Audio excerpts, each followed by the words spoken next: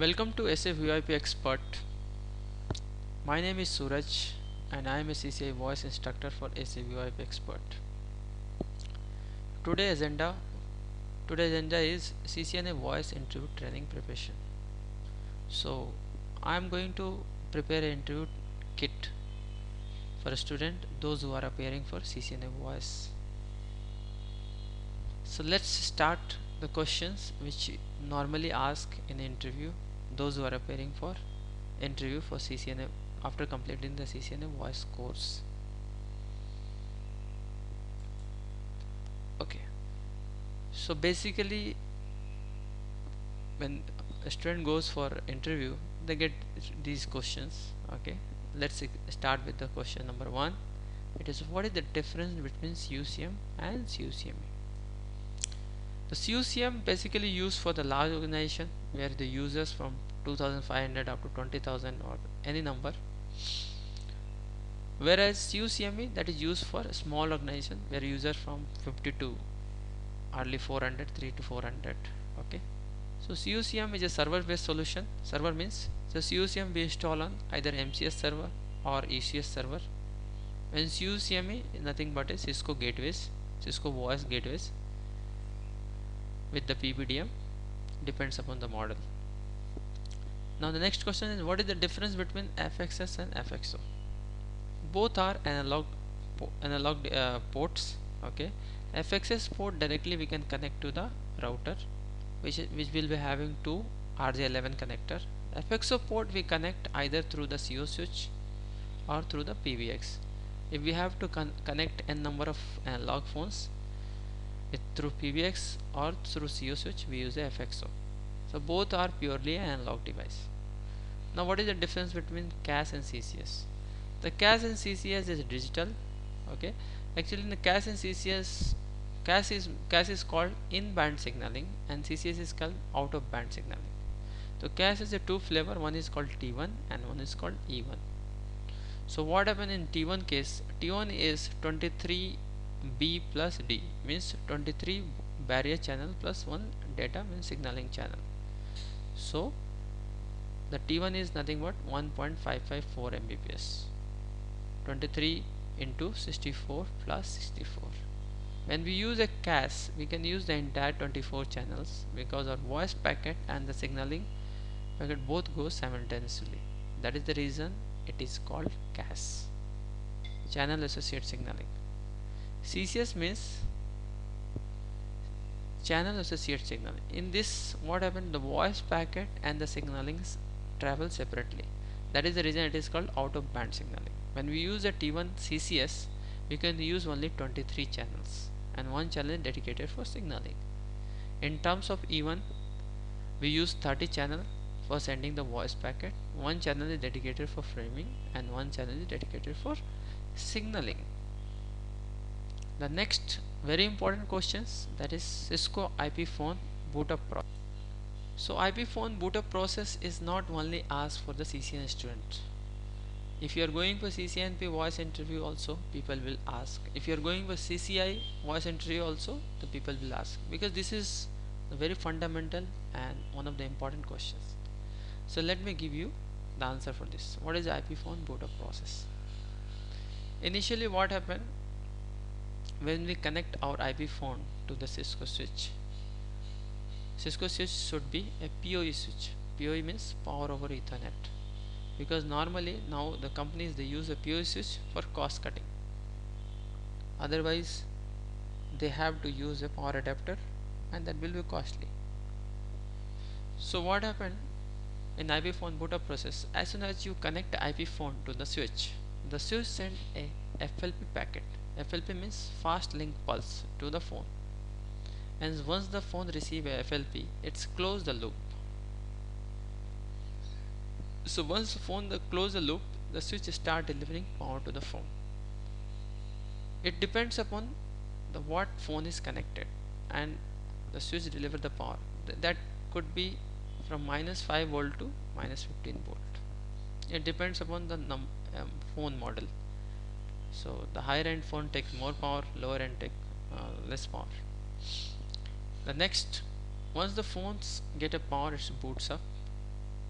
After booting up, in the switch there is a protocol called CDP, that is called Cisco Discovery Protocol. Through the Cisco Discovery Protocol, the switch exchanges a voice VLAN information to IP phone. So once phone get a voice VLAN, phone required another four things in order to register with the communication manager. First is IP address, second is subnet mask, third is default gateway, and fourth is TFTP server. So first, the phone send a broadcast request to the DHCP server in order to obtain the IP address, subnet mask, and default gateway. So once the phone send a broadcast request to the DHCP server, DHCP servers seen as a pool. If any there is a free IP, it's release one free IP along with the subnet mask and default gateway. And suppose we are adding a TFTP server also by using a command option 150 IP address. Option 150 IP followed by the IP that is represent the TFTP server IP of communication manager. Suppose you are not using a iOS DHCP and your DHCP is somewhere else, then you can use a command called IP helper address to obtain the same. IP helper address and option 150 IP both are same. So now once the phone get IP address, subnet mask and default gateway, and it's get the TFTP IP address, it reach to the TFTP server. From the TFTP server, the phone download the CNF file. CNF means configuration file, which consists of the call manager group IP address. The call manager group will have three call manager information: primary, secondary, and tertiary. So as soon as phone gets this CNF file, it will have a primary, secondary, and tertiary call manager.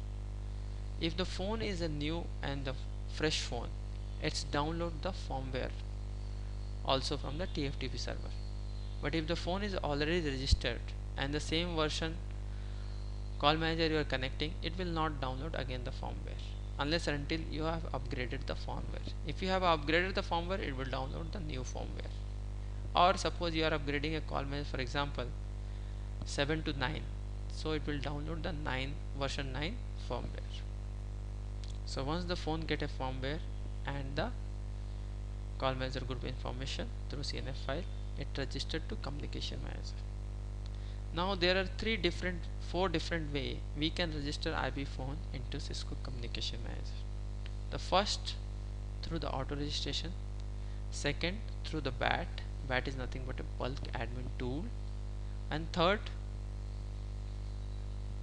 option is through super copy, means you register one phone and just super copy and add the MAC address. And fourth option, the fourth option is a manual option. You can go and add a manual by selecting the phone model, and you can add the parameters. Now the next question is how to create a VLAN in different Cisco switches. So Cisco has a different switch model. For example, Cisco has 3750, 3350, 6500. So suppose you want to create a VLAN on the normal 3750 or 3550, the syntax is very simple. You'll give a command VLAN followed by the number, for example VLAN 100, then name, and whatever the name could be your data or voice, whatever name you can put. Suppose you want to create the VLAN in 6500 switch, that is called a cat iOS switch. You'll give a command set auxiliary VLAN, because the voice, you'll create a voice VLAN. So in the terms of 6500 switch, auxiliary VLAN is nothing but a voice VLAN. So you'll give a command set port auxiliary VLAN and the VLAN number, and if you can directly assign to the port also. So this is the way we created different VLAN in the Cisco switches. Once the VLAN is created, you need to go to the interface where the phone is connected and you have to assign. So there are two commands mandatory you have to give: switch port mode access, switch port voice VLAN followed by the voice VLAN number. And suppose same port you want to access the data also, means the PC also you want to connect, then we'll give a command switch port access VLAN followed by the access VLAN number. And last, not the least, spanning tree port fast. If you're putting a spanning tree port fast, what happened? It's reduce the loop from 40 second to 10 second STP loop. So your port will be come up in 10 second from blocking mode to forwarding mode. If you are not putting a spanning tree port fast command, it will go to the 4 stage blocking to listening, listening to learning, learning to forwarding. If you're putting a spanning tree port fast, your switch will come up, your port will come up within 10 seconds. Coming next. So next question, what is the difference between POTS and VoIP dial peer? So POTS basically used when we are going to connect an analog phone or we are going to connect a PRI port. PRI could be a E1 or T1. So that time we create a POTS dial peer. And the VoIP dial peer, when we want to send a call from one side to another side through the IP, the IP connectivity could be between one router to another router or between the by the gatekeeper also. When you sending a call from one side to another side through the gatekeeper or through the IP, that time we will configure VoIP dial peer by giving command session target IP version 4 followed by the IP address. The next question, what is the difference between generation 1 and generation 2 router? So generation 1 router is nothing but your generation 1 2800 series router and 3800 series router. These are called as generation 1 router.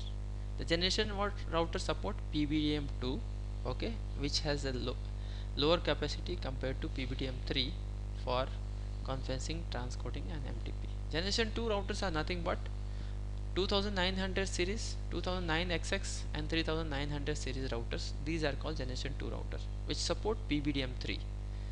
So PBDM3 can support more number of transcoding, conferencing, MTP session, plus it can terminate more number of PRIs compared to more number of PRI compared to generation 1 PBDM. Now next question, how to integrate Cisco Unity connection and CUCM? This is very important. Basically Cisco Unity connection we use for storing the voicemail for the users those are registered to call manager. So for integrating through Cisco Unity connection, we required few things in call manager. For example, we have to add first voicemail pilot, voicemail port, voicemail profile, MWI means message waiting indicator on, off, then hunt pilot, hunt list, line group, and inside the line group we add the voicemail port. So these things are mandatory for call manager.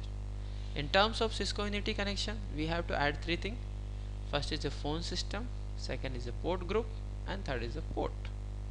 And then we can import the user from call manager or we can add manually over there with the extension number. Now next question, what is the difference between G711 and G729 codec? So basically G711 is known as a LAN codec, that is 64 kbps, and G729 is a WAN codec, that is a G729 is a 8 kbps, that is called WAN codec. And there is one more question, people ask, what is the default codec selected by a gateway? The answer is G729, because basically we use a gateway for save the cost. So when you are using a G729 call, you save the cost because it uses 8 kbps. But when you are making a call through the call manager, G711 codec will not take only 64 kbps. The Ethernet overhead will be added.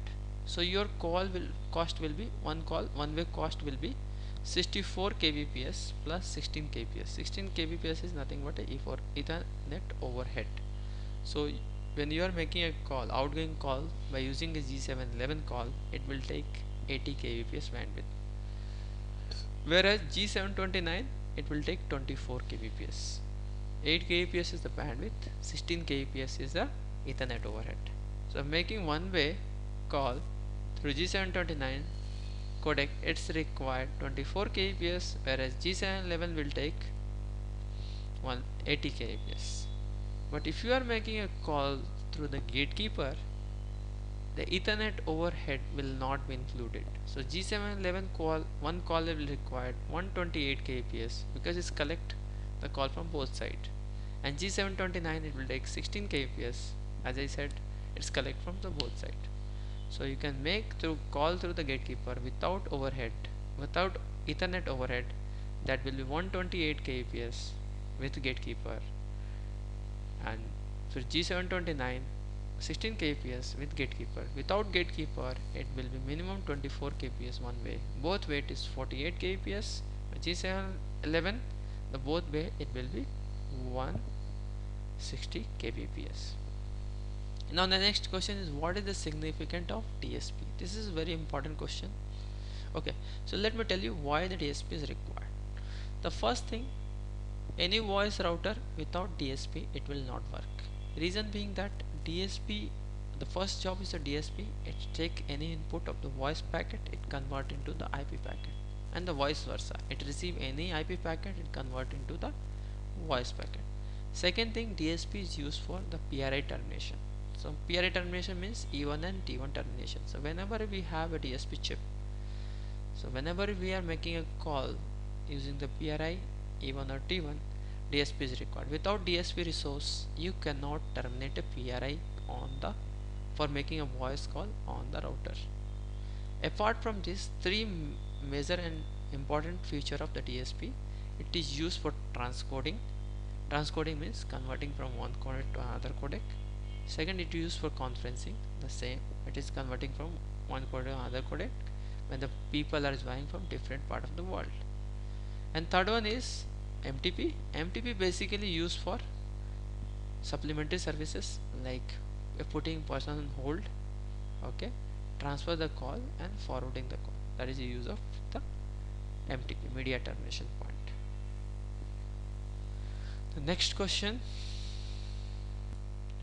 Thanks for watching the video. The next question will be covered in the next session, means the volume 2.